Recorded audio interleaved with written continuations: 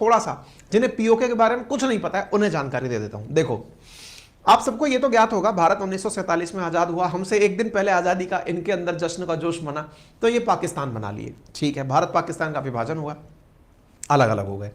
भारत पाकिस्तान के विभाजन के बाद भी एक स्टेट ऐसा था जिसका नाम जम्मू कश्मीर था, जिसने ये डिसाइड नहीं किया था कि वो किस तरफ जाएगा। जब उसने डिसाइड नहीं किया तो उस राज्य के अंदर कुछ स्थितियां ऐसी बनी। क्या बनी?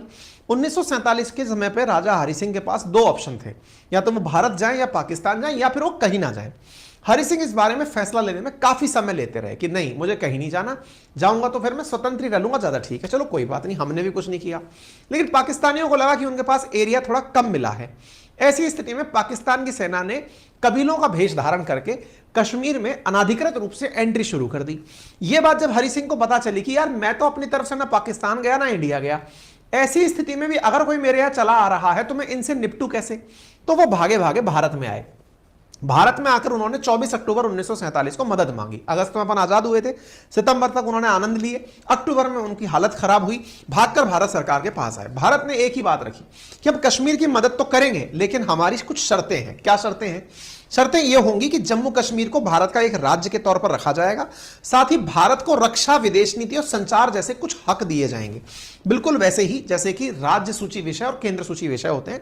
कि रक्षा, संचार, विदेश नीति हम डिसाइड करेंगे, स्टेट के मामले तुम रन कर लोगे। ठीक है, राजा हरि सिंह इस बात को लेकर के प्रस्ताव को स्वीकार कर लिए और तब तक विद्रोहियों ने कश्मीर के एक बड़े हिस्से पर कब्जा कर लिया। यह जो आपको हिस्सा दिख रहा है ना, असल में यह पाकिस्तानी विद्रोहियों के द्वारा अगस्त से मतलब अक्टूबर 24 से पहले पहले जो कब्जा किया गया हिस्सा है वो ये वाला है। ठीक है ना? फिर भारतीय सेना पहुंचती है, भारतीय सेना इन लोगों को आते हुए यहीं पर रोक देती है। लेकिन इस समय पर क्या होता है कि हमारी डिप्लोमेट, हमारे जो लोग थे, हमारे देश के जो राजनेता थे, उन्हें विश्वास था तत्कालीन रूप से बने हुए यूनाइटेड नेशन पर, जो कि स्वतंत्रता की मांग करता था, किसी भी प्रकार के अतिक्रमण का विरोध करता था। हम लोग यूएन पहुंच गए और यूएन जाकर के हम क्या बोल दिए कि देखो वो जबरन घुसकर चले आए हैं। यूएन ने तब स्टेटस क्वो दे दिया कि तुम दोनों जहां हो वहीं रहो, हम इस मामले को तसल्ली से सुनेंगे।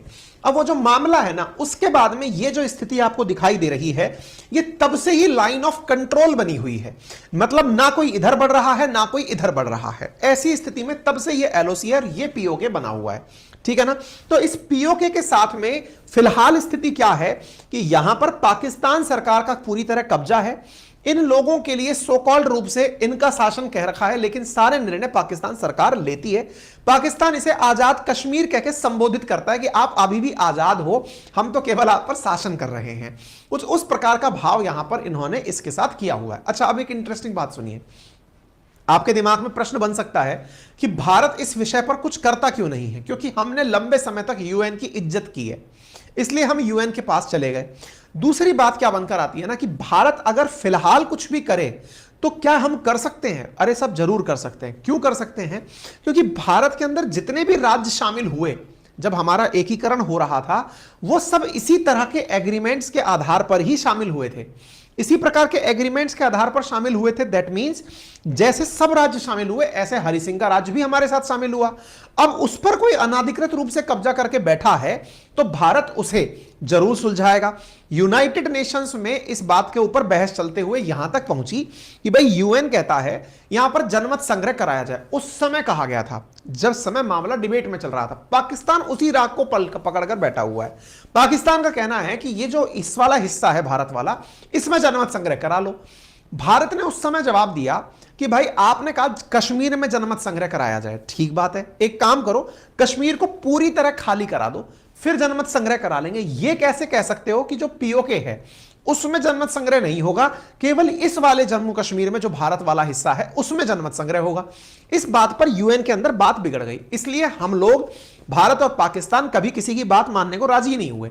पाकिस्तान कहता रहा यहां कराओ, भारत कहता रहा पूरा खाली करो फिर जाके करेंगे, क्योंकि इंडिपेंडेंट रूप से ही तो सब जनमत संग्रह जैसी चीजें होंगी। ठीक है, भारत को फाइनली यह लग गया कि इस मामले का कोई समाधान नहीं है। इसलिए भारत पाकिस्तान के बहुत सारे हुक्मरानों ने आपस में मिलकर के इसको एक द्विपक्षीय मसले के रूप में ही सुलझाने का प्रयास किया।